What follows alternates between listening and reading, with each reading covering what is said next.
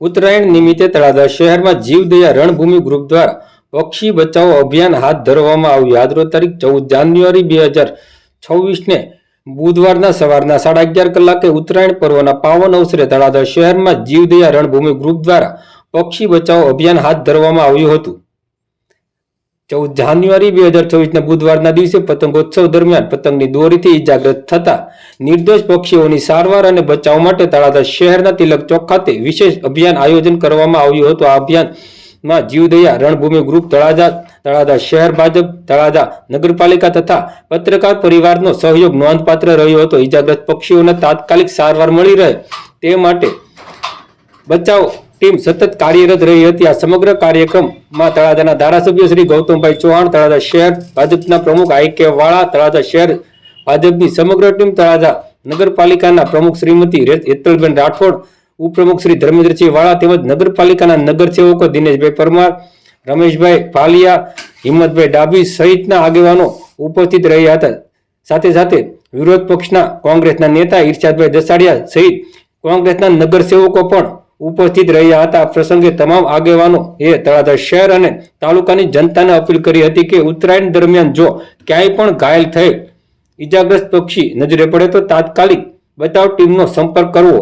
તમારો એક phone call કોઈ નિર્દોષ પક્ષીનું નવું જીવનદાન આપી શકે છે। ઉત્તરાયણના ખુશીઓ સાથે જીવદયાનો સંદેશ આપતું આ પક્ષી બચાવ અભિયાન તળાજા શહેર માટે એક પ્રશંસનીય પહેલ બની રહ્યું છે। જીવદયા રણભૂમિ ગ્રુપ દ્વારા ઘણા વર્ષોથી આ કાર્ય કરવામાં આવી રહ્યું છે।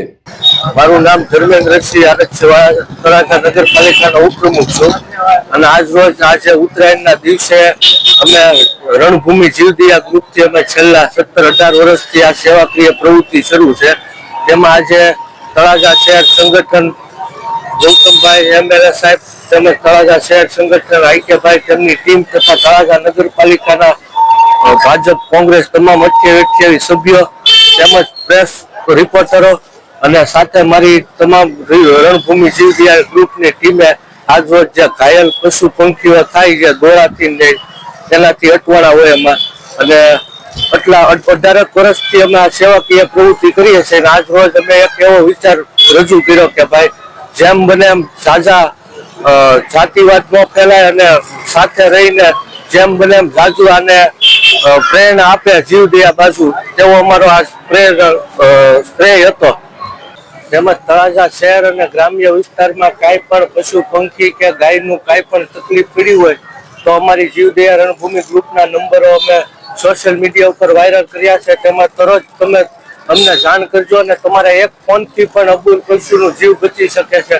તો આ બધાને મારે ખાસ વિનંતી છે કે તમે બધા પોતે આમાં ધ્યાન દઈને કાળજીપૂર્વક અમારી સાથ સહકાર આપો અને જીવદયા પ્રત્યે તમે લાગણી અનુભવો અને અમારી સાથે જોડાવ એવી સૂચના। મારું નામ ઇરશાદભાઈ અબ્દુલ કરીમભાઈ દસાડિયા, તળાજા વિરોધ પક્ષના નેતા છું। આ કાર્યક્રમ ફક્ત ને ફક્ત માટે એક જીવદયા માટે અમે ગોઠવેલો હતો। અમારા જીવદયા જે તળાજાના સેવાભાવીઓ છે, પ્રમુખ શ્રી અમારે આઈ.કે.ભાઈ, ડી.ભાઈ, એમનો જે હરદીપસિંહ છે, આ એમનો જે કાર્યક્રમ હતો એની અંદર અમે એ માટે આવ્યા છીએ કે ભાઈ આપણા ગામની અંદર એક જીવદયાનો હરેક સમાજમાં એક લાગણી જાગે કે ભાઈ આ વસ્તુ જે પક્ષી ઘાયલ થાય છે, કોઈ હેરાન થતું હોય એને સારવાર માટે એની જે આ લોકો ઘણા વર્ષોથી મારા ખ્યાલથી તો મને મગજમાં છે ક્યારથી આ લોકો સેવા કરતા આવે છે, પણ આજ અમને એવો મનમાં એવો વિચાર આવ્યો કે આમાં હરેક સમાજ જો જોડાય ને તો આપણા ગામનો એક નવો દાખલો ઉભો થાય અને દરેક સમાજ આપણા ગામના તળાજાની અંદર હું એમ કહું કે હંપીને ભાઈચારાથી રહે અને આપણે જીવદયા જે છે એ ખરેખર જીવદયા શું છે એનો મતલબ વિચારીને એની સાથે રહીએ અને એને આપણે સાથ સહકાર આપીએ એવી મારી હરેક તળાજા વાસીઓની અપીલ છે।